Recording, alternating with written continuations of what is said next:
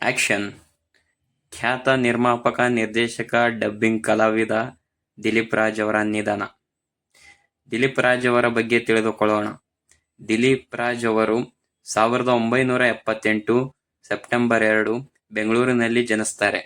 ಇವರು ಖ್ಯಾತ ನಿರ್ಮಾಪಕ, ನಿರ್ದೇಶಕ ಹಾಗೂ ಡಬ್ಬಿಂಗ್ ಕಲಾವಿದ ಮತ್ತು ಕನ್ನಡ ಚಿತ್ರರಂಗ ಮತ್ತು ಟಿವಿ ಕ್ಷೇತ್ರದಲ್ಲಿ ಹೆಸರು ಮಾಡಿರುವ ಮಹಾನ್ ವ್ಯಕ್ತಿ. ಇವರ ಪತ್ನಿ ಶ್ರೀವಿದ್ಯಾ, ಇಬ್ಬರು ಮಕ್ಕಳು. ದಿಲೀಪ್ ರಾಜ್ ಅವರು ಮೊದಲಿಗೆ ರಂಗಭೂಮಿ ಕಲಾವಿದರಾಗಿದ್ದರು.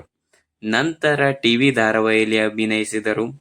ಆ ನಂತರ ಅವರ ಪ್ರಮುಖ ಧಾರಾವಾಹಿಯಾದ ಜನನಿ, ಅರ್ಧ ಸತ್ಯ, ರಂಗೋಲಿ, ಮಾಂಗಲ್ಯ, ಪ್ರೀತಿಗಾಗಿ, ರಕ್ತಸಪ್ತಮಿ, ಹಿಟ್ಲರ್ ಕಲ್ಯಾಣ ಬಹಳ ಜನಪ್ರಿಯವಾದ ಪಾತ್ರ ಇವರದು.